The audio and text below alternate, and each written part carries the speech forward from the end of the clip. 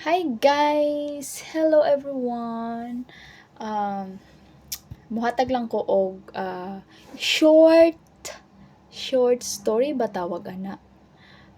Or short about me kay nagtuo man gud ang mga tao. I mean, not all.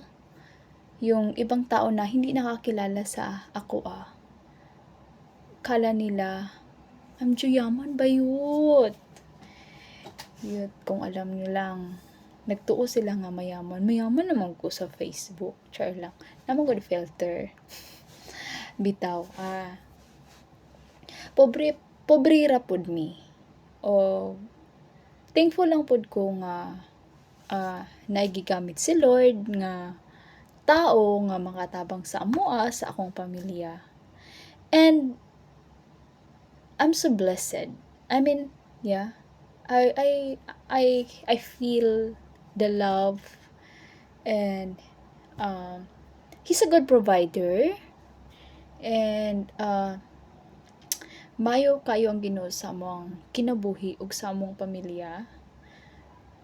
Very thankful kay ko kay tanan mi nidako mi nga mahinadlokon og kauban ang Ginoo.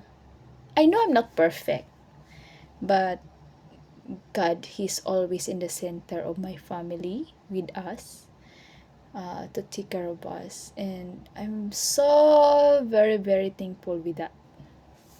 Anyway, guys, I'm a breadwinner. And daghan kay gaingon nga hayahay kay ko.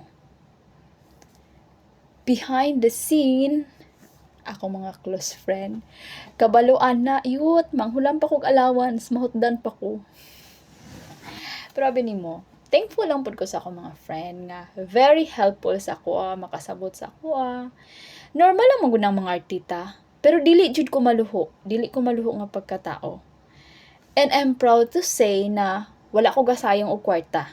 More on invest, daghan kay kog na invest.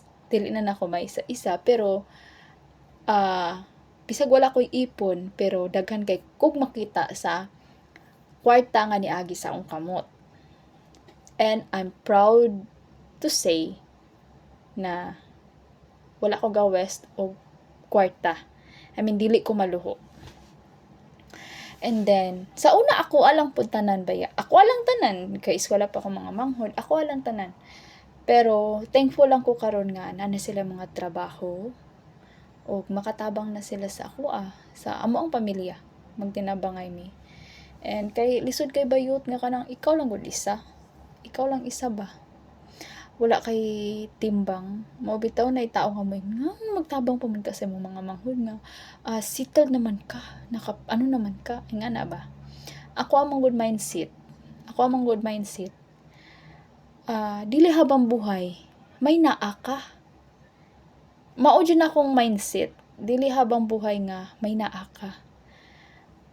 Kailangan ako tabangan akong mga manghod nga makatrabaho sila, maabot ang panahon nga sila na pud ang makatabang. Kung wala ko, sila na pud nakoy daganan. Murag nga na good mindset ba? And karon daghan kay pinagastuhan. Akong isuon ay kabala ka sa among Pasko ug New Year kay kami na bahala. Ambag-ambag sila. Tulo kay ang bunso namo wala pa man trabaho kay nag-eskwela pa man siya. So honestly wala ko gihatag sa ila, pero ma-provide nila mo nang God is good jud nga porket naka-plaster ka na dili na ka motabang sa imong mga igsuon. And for me that's very wrong. Kasi hindi mo naman hindi tanan panahon youth nga okay imong lawas. Okay ka. Like, nata sa abroad. Reality na to, nata sa abroad. Pero hindi ta forever diri sa abroad. So, yung isipon na to, makatabang ta sa tong pamilya o sa tong mga igsuon. Kay, I know, no one is perfect. Walay perfect nga pamilya.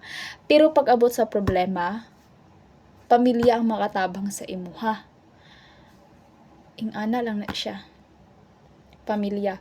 Prioritize your family first.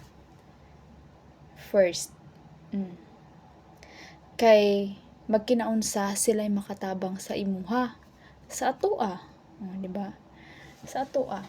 Karon syempre wala ko'y allowance, honestly, wala ko'y nahatag sa New Year or birthday sa akong mama or karong Pasko.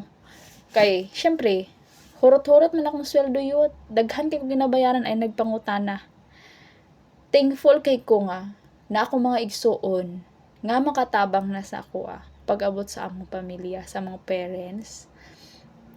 Mao na nga wala jud ako giisip nga ako, wala na ako giisip nga ako lang sarili. Kay syempre, okay ka na, kaplastar na ka, kanang, yes, tama. Hayahay ko kung ako lang. Kay syempre, dahil nagasustinto sa ako Pero dili na ako matake nga, ako lang ang maghayahay. Bayot, nag-eskwela ko mga manghud, halos di ko kapalit og panty. Kay ang tanan allowance nako ginahatag sa ko bayad sa eskwelahan, bayad sa bills, tanan. Birthdayhan panahon na sila, tanan. Ako tanan sa una. So kung giisip nako nga ako alang sarili, wala na ako sila gitabangan. Until now ako gihapon, di ba? So mao na ko ang instinct na yut dili ko hayahay, breadwinner ko. Motabang kog pamilya. Dili pod ko perfect. Pero weakness na ko akong family. Kay nakita man gud akong papa, luoy kay ko sa akong papa. I know kusgan akong papa ug akong mama pa.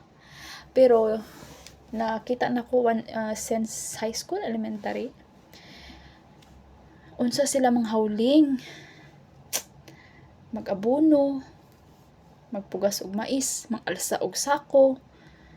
Anak good, maluoy jud ko sa akong parents. Pero wala ko nag-isip nga maabot ang panahon nga matabang ko. Pero ako ang sarili, naluoy kay ko magtan-aw sa akong ginikanan. Although kusgan pa kay sila. O minsan makakita akong mga tigulang. Kay syempre, third year ko dala ako sa Fatima, Jensen, nag-eskwela. Makakita ka sa mga tigulang nga nanggapang limos. Giingon yun ako sa akong sarili. Dili ko gusto nga mag-ingani akong parents. Dili ko gusto nga kanang mag-ingani sila maabot ang panahon, dili na ako kaya nga mag-ingani akong parents. Sa tinod lang wala ko ni dako sa akong mamag papa, sa akong lola ko ni dako. Pero parents, nagyapon ko sa ila And maluoy ko sa akong papa yun, sa akong mama. Maluoy kay ko syempre amo ang farm sa Lumayan. 7 kilometers ang ginalakaw para lang maghatod sa konsumo namo sa Masyag. Kay sa Masyag man naman pud mi sa balay sa Masyag.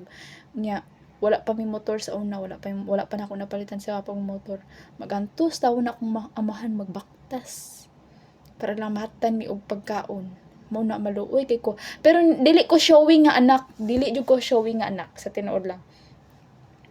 Dili ko showing nga anak. Pero deep inside, murag ginakumot akong dughan. Magtan-aw, maluoy ko sa akong ginikanan. As in, maluoy jud ko sa akong ginikanan. Mao lang to. So, naningkamot ko ug thankful ko kay God nga na siya gigamit nga tao para makatabang sa amoa, sa akong pamilya.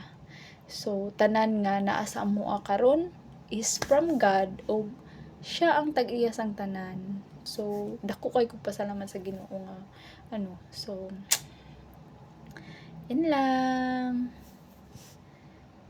Maulan do akong short story sa akong kinabuhi.